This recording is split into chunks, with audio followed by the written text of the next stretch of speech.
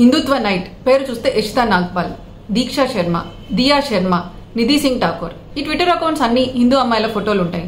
వీళ్ళందరూ ఏం చేస్తుంటారంటే farm protest, CIA, north versus south divide, vote చోరీ, ఆపరేషన్ సింధూర్ ఇటువంటి ఏదైనా అంశంలో భారతదేశానికి, మోడీ గారి ప్రభుత్వానికి, భారతీయ జనతా పార్టీకి వ్యతిరేకంగా పోస్టులు పెడుతుంటారు, కాంగ్రెస్ కి మద్దతుగా పెడుతుంటారు.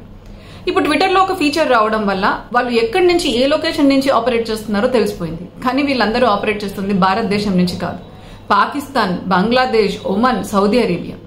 ఇంతే కాదు, కాంగ్రెస్ కి సంబంధించిన కొన్ని హ్యాండిల్స్ మహారాష్ట్ర కాంగ్రెస్, హిమాచల్ ప్రదేశ్ కాంగ్రెస్, పవన్ కేరా ఇటువంటి కాంగ్రెస్ అకౌంట్స్ కూడా విదేశాల నుంచే మీకు ఆపరేట్ అవుతున్నాయి. ఆల్ట్ న్యూస్ గొప్ప ఫ్యాక్ట్ చెక్కర్ అని చెప్పుకొని ఎప్పుడు మోదీ గారి ప్రభుత్వానికి, బీజేపీకి వ్యతిరేకంగా వార్తలు ప్రచారం చేస్తుంటుంది. అది కూడా భారతదేశానికి వెలుపల నుంచి ఆపరేట్ అవుతుంది.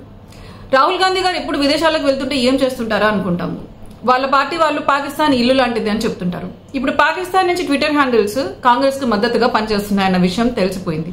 అసలు ఇది ఇండియన్ నేషనల్ కాంగ్రెసా, ఇస్లామాబాద్ నేషనల్ కాంగ్రెసా? ప్రజలు అర్థం చేసుకుంటున్నారు, చూస్తున్నారు. ఇంత అబద్దాలను, ఇంత మోసాలను కాంగ్రెస్ ఏ విధంగా ట్విట్టర్ లో కూడా చేస్తుందో.